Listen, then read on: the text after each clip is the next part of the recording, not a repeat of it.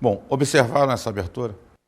Necessariamente, o que ela tenta te passar é a ideia que, em função do tempo, do meio ambiente, das condições, você tem processos de oxirredução acontecendo com as substâncias e estruturas desse planeta.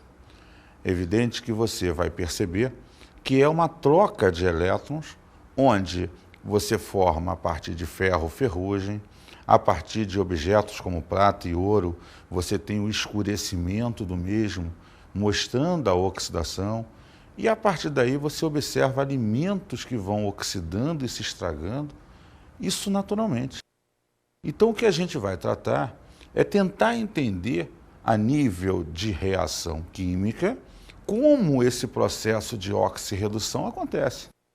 Como essa troca de elétrons ocasiona você ter uma substância A no início e terminar com uma outra substância totalmente diferente. As transformações químicas que a matéria sofre.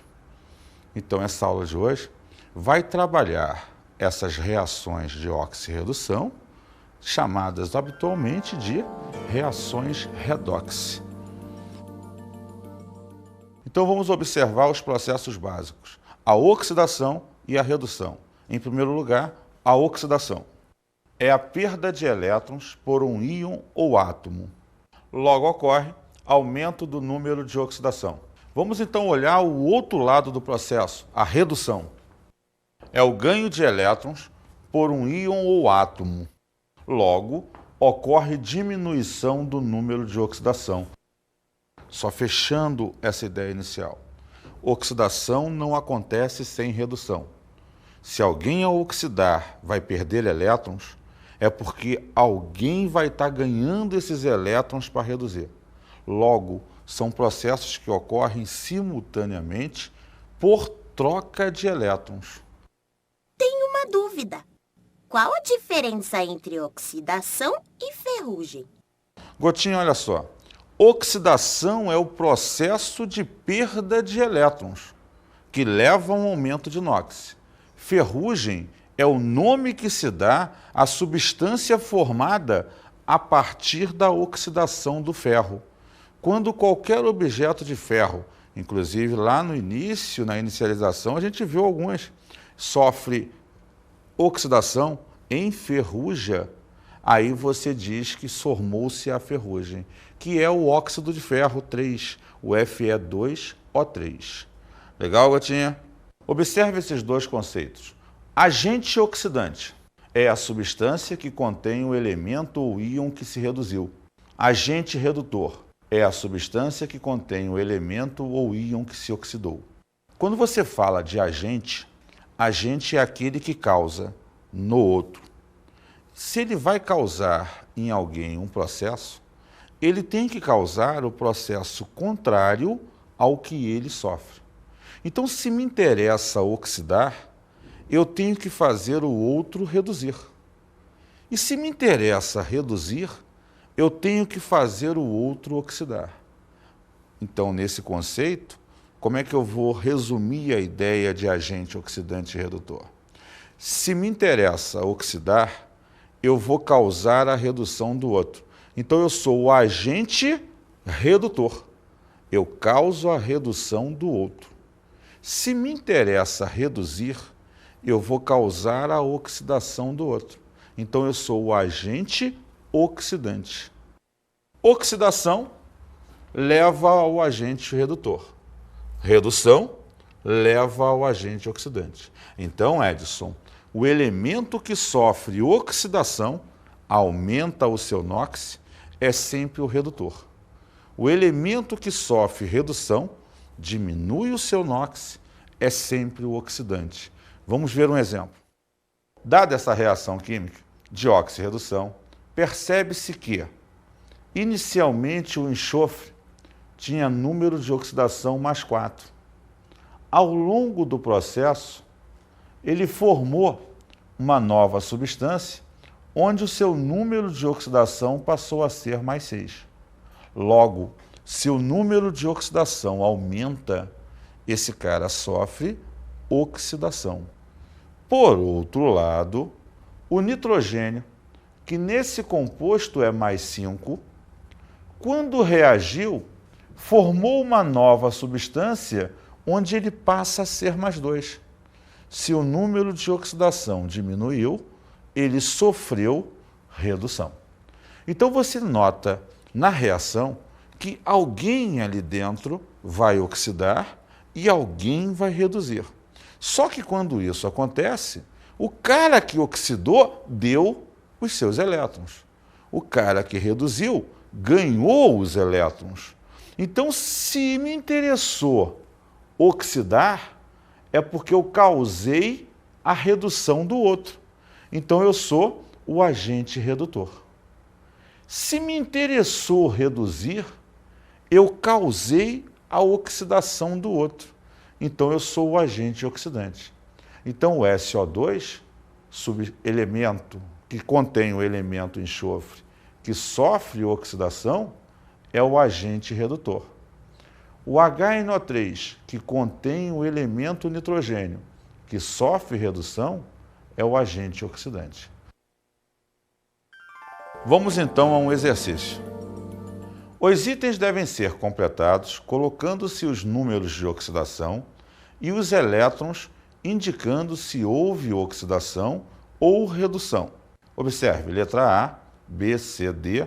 Você tem 4 exemplos típicos de elementos que alteraram o seu NOx. O que você tem que perceber aqui? Se houve aumento ou diminuição do NOx. Pense sempre numa coisa. Quando se trabalha com metais, em geral ele está na sua forma zero, natural, sólida e metálica.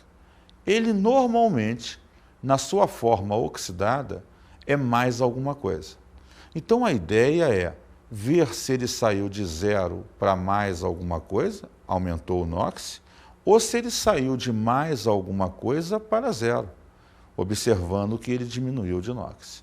Então veja só, o zero, quando não se escreve nada, é o NOx característico daquele elemento. Sendo assim, veja a letra A. Se nada está escrito aqui em cima, o zinco é zero. Ele se transformou em zinco mais 2. Se ele foi de 0 para mais 2, ele perdeu 2 elétrons. Mas se foi de 0 para mais 2, ele oxidou. O cobre era mais 2 e passou a ser 0. Então diminuiu o NOx. Ele reduziu. De 2 para 0, ele perdeu 2 elétrons. O ferro era mais 2 e se transformou em ferro mais 3. Houve um aumento do NOx. Isso quer dizer oxidação. E qual foi a variação? De 2 para 3, 1 elétron. O Cl-1 passou para Cl0. Então, de menos 1 para 0, houve aumento do NOx, a carga aumenta. Então, é uma oxidação. De menos 1 para 0, variou de 1 elétron. Mas olha só, eram 2 cloros. Se cada um variou de 1 elétron, os 2 cloros vão variar de 2 elétrons. De 0 para mais 2, libera 2 elétrons e sofre oxidação. De 2 para 0, ganha 2 elétrons e sofre redução. De 2 para 3, libera 1 elétron e sofre oxidação. De menos 1 para 0, cada cloro varia de 1. Como são 2, 2 elétrons. Logo, oxidação.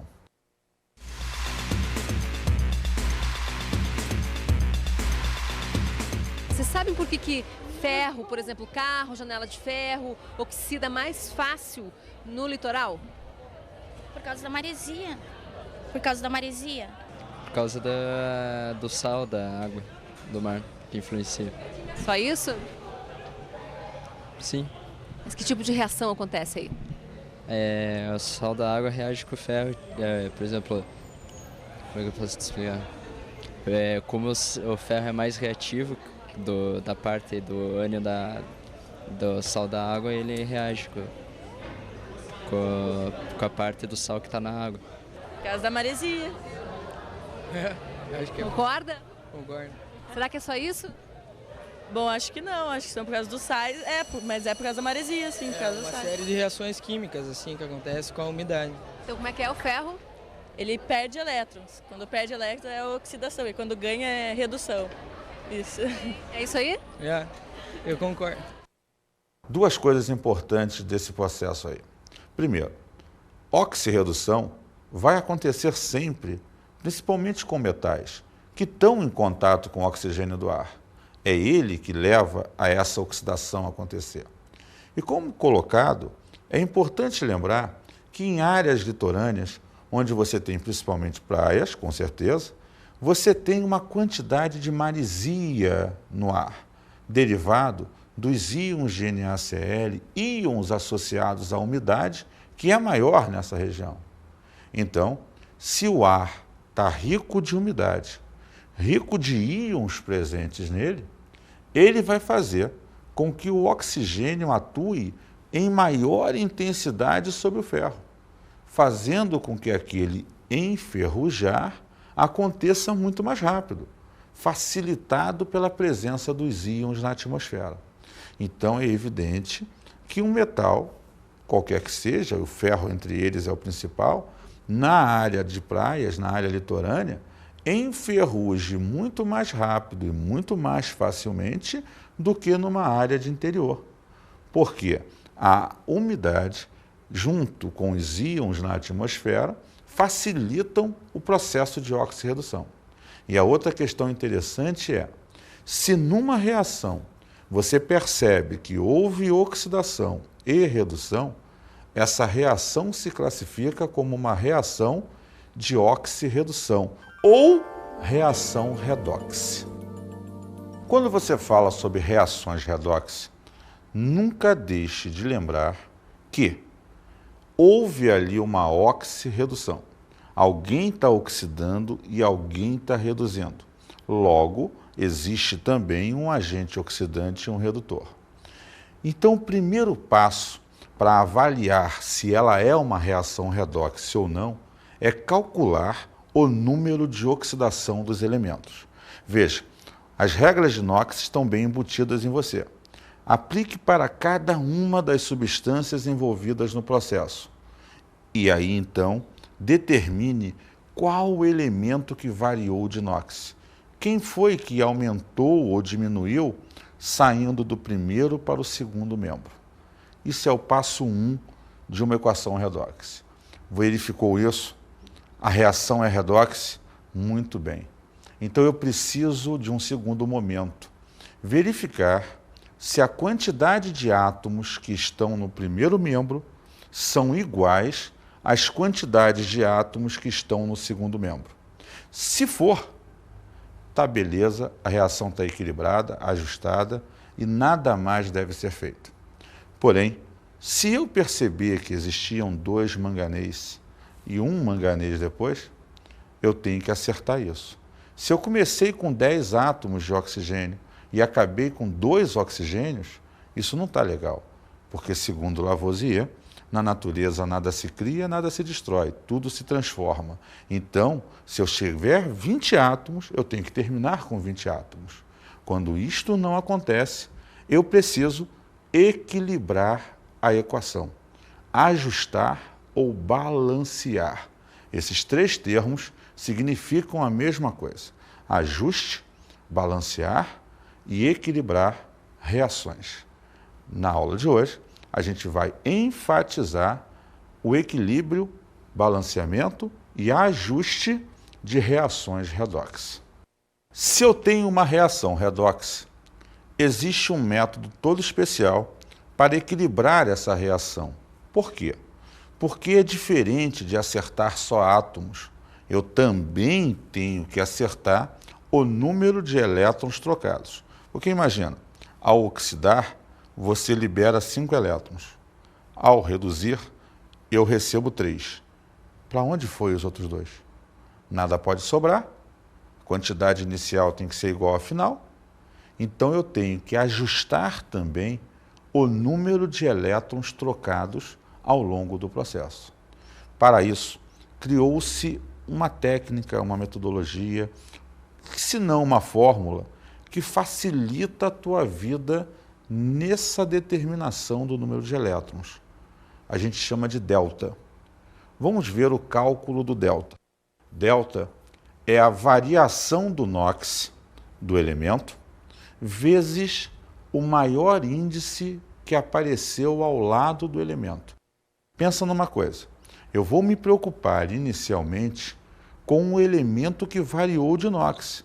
Isso eu já tinha te dito, você foi lá, olhou a reação, calculou o NOx, viu que o elemento A mudou o seu NOx e o elemento B também.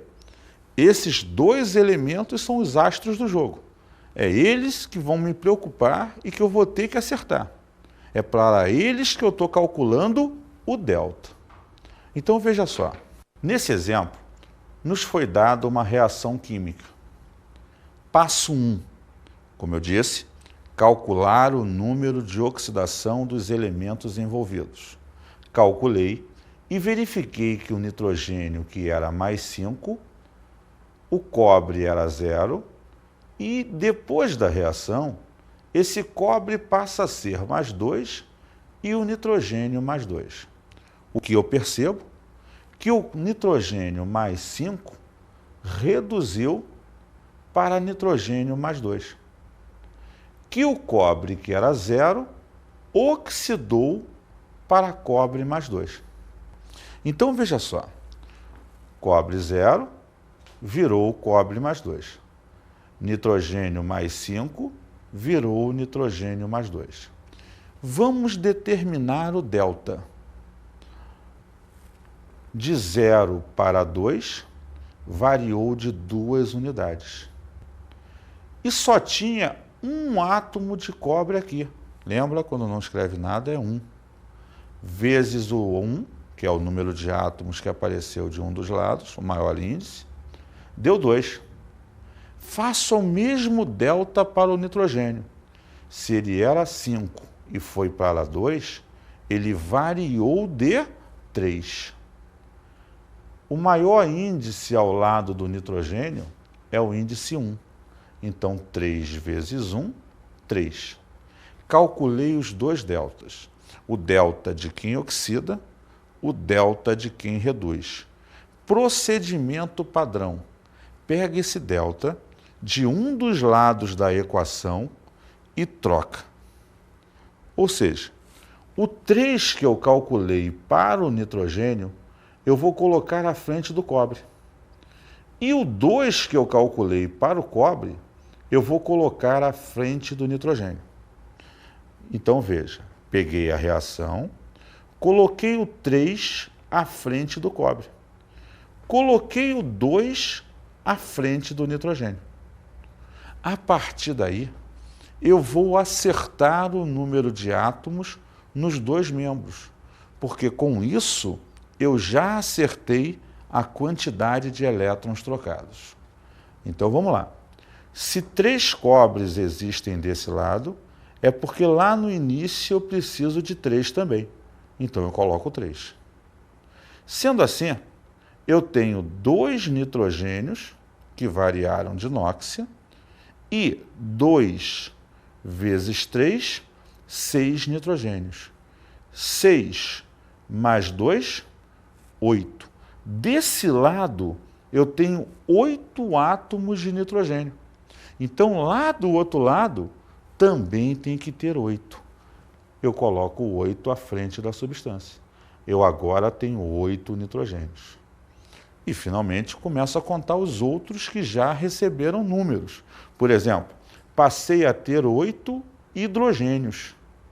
Do lado de cá, tem que ter 8. Então, 4 vezes 2, 8 hidrogênios. Veja você que eu tenho 8 vezes 3, 24 oxigênios. Do lado de cá, 2 vezes 3, 6. 6 vezes 3, 18. Com 2, 20. Com 4, 24. A reação está equilibrada. Mas o primórdio do processo é, primeiro, Cálculo do NOx para avaliar quem variou. 2. Cálculo do delta dos dois elementos que variaram. 3. Trocar os deltas em um dos membros apenas da equação. E 4.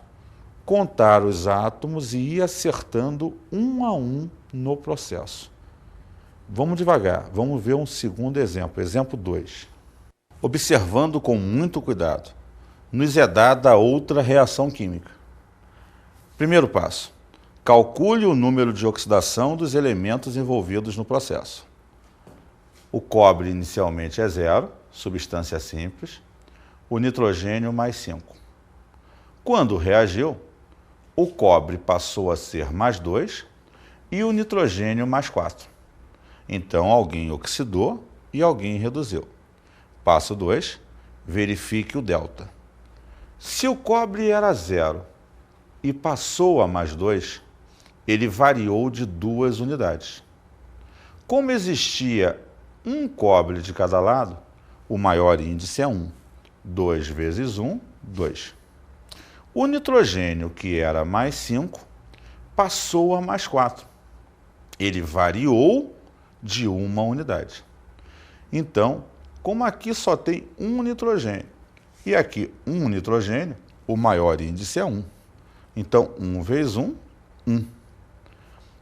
Procedimento 3, trocar os deltas. O 1 que eu calculei para o nitrogênio, coloco à frente do cobre. E o 2 que eu calculei para o cobre, coloco à frente do nitrogênio. Vejamos na reação. Olha lá, o 1 na frente do cobre, o 2 na frente do nitrogênio, sempre no mesmo membro da equação. Agora que está equilibrado o número de elétrons trocados, eu vou passar a contar os demais átomos.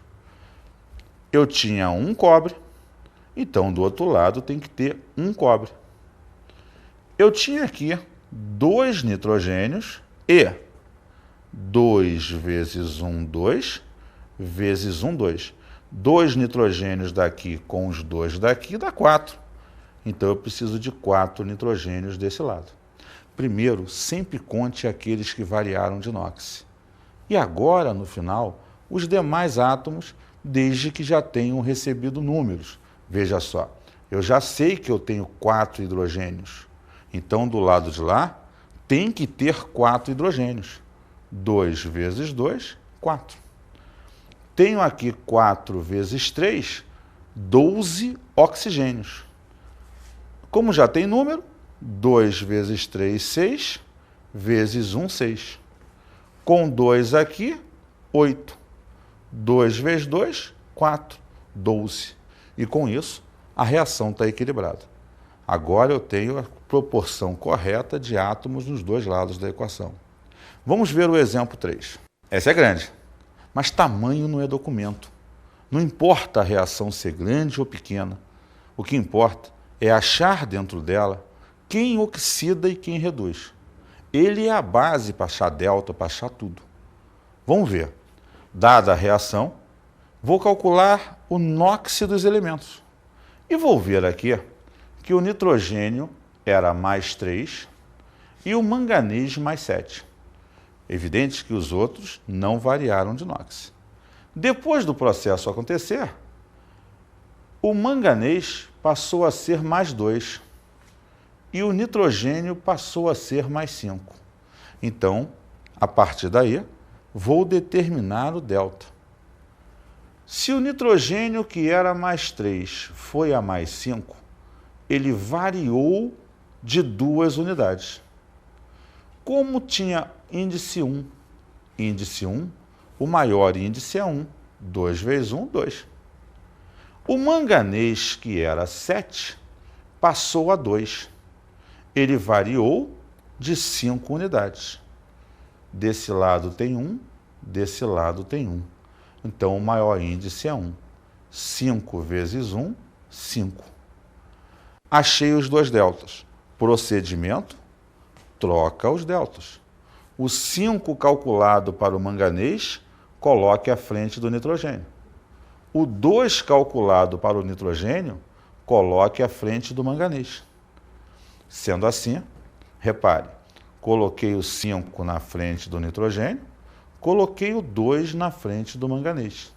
Agora eu vou contar os demais átomos. Se eu tinha 5 nitrogênios desse lado, eu tenho que ter do outro lado 5 também. Então eu coloco lá o 5. Se eu tinha 2 manganês desse lado, eu tinha que ter 2 do outro lado. Coloco lá o 2. Passei a ter, repare, 2 potássios. Como já tem 2, equivale a 1. Mas lembrando, eu não precisaria escrever o número 1. Eu tive aqui 5 átomos de sódio. Então, do outro lado, tem que ter 5 sódios. Já está, tranquilo. Agora eu vou computar o que me resta. Enxofre. Eu tenho um enxofre aqui. E eu tenho 2 enxofres aqui. 2 com 1, 3 desse lado. Do outro lado tem que ter 3. Coloco 3. Passei a ter 3 vezes 2, 6 hidrogênios. Então, aqui eu também tenho que ter 6. 3 vezes 2, 6. Interessante notar que o último elemento está sempre equilibrado. Ele já vai estar todo certinho. E com isso, de certa forma, é a tua prova dos 9. Se ele bater certinho, está tudo correto. Vamos ver. 5 vezes 2, 10. 2 vezes 4, 8. Até agora, 18. 3 vezes 4, 12. 18 com 12, 30 átomos de oxigênio desse lado. Do outro lado, 2 vezes 4, 8. 1 vezes 4, 4. 8 com 4, 12. 5 vezes 3, 15. 12 com 15, 27. Com 3, 30. Fechadinho. Então, observa uma coisa. Existe um tipo de reação redox que se diferencia dessa habitual porque, ao longo da reação, você encontra íons envolvidos no processo. Nós, normalmente, vamos chamá-las de equações iônicas, porque agora você vai ver íons. Ih, ficou difícil. Não, é tranquilo, é até mais fácil. Por quê? Porque se o íon está presente, você não tem que calcular NOx. A carguinha que aparece ali já é o número de oxidação daquela estrutura. Mas existe só um pequeno adendo, que é o que a gente vai fazer ao longo da explicação daqui a pouco. Então, guarde que a equação iônica se diferencia apenas por apresentar ao longo da estrutura dela íons presentes no processo. Então vamos falar das equações iônicas. É interessante observar que, se vai haver a presença de íons nos 2 membros da equação, o grande lance para se entender a base estrutural dela é que o número de cargas presentes no primeiro membro tem que ser sempre igual ao número de cargas presentes no segundo membro. Essa é a base estrutural e a única coisa que se diferencia na equação habitual redox. A metodologia será a mesma, só que em determinadas equações iônicas chega um momento que aquele elemento que você quer equilibrar não ganhou o número dos 2 lados. Eu não tenho como contá-los. É nessa hora que eu vou entrar com esse argumento. Número de cargas do primeiro membro igual ao do segundo. Vamos ver um exemplo. Dada a reação MnO4 menos 1 mais enxofre menos 2 mais hidrogênio mais 1, produzindo o manganês mais 2, o SO4 menos 2 e a água, equilibre e ache seus coeficientes. Vamos lá. Calculando a questão do NOx para perceber quem variou de NOx. Inicialmente, o manganês nesse íon é mais 7. Como eu te disse, nos íons simples, a carga que aparece é o próprio NOx. Então, o enxofre é menos 2. O hidrogênio aqui é mais 1. O manganês aqui é mais 2. E o enxofre nesse outro íon é mais 6. Então, observe que o manganês de mais 7 veio para mais 2. E que o enxofre, que era menos 2, vem para mais 6. Calculando o delta. Se o manganês foi de mais 7 para mais 2, ele variou de 5 unidades. Vezes o maior índice ao seu lado, 1, dará 5. Já fazendo direto. O enxofre de menos 2 foi para mais 6. Ele variou de 8 unidades. Vezes o maior índice, que é 1, 8 vezes 1, 8. Achei os 2 deltas. Procedimento: troca os deltas. O 8 calculado para o enxofre vem para frente do manganês. O 5 calculado para o manganês vem para a frente do enxofre. Pegando a equação, 8 à frente do manganês, 5 à frente do enxofre. Aí eu começo a contar. Se eu tenho 8 manganês desse lado, tenho que ter 8 desse lado. Se eu tenho 5 átomos de enxofre desse lado, tenho que ter 5 desse lado. Veja, a carga não me atrapalha em nada.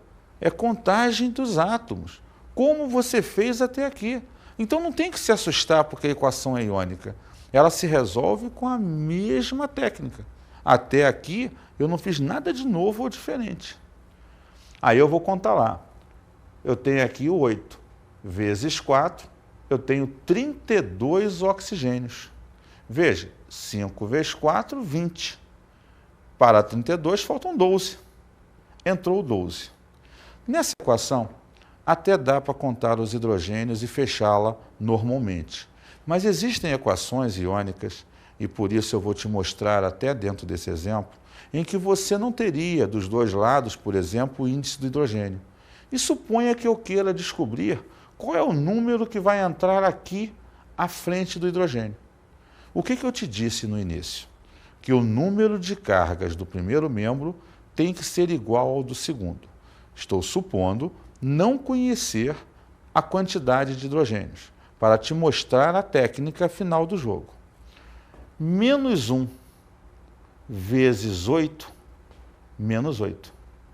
Menos 2 vezes 5, menos 10. X, já que eu não sei, vezes mais 1 dá x.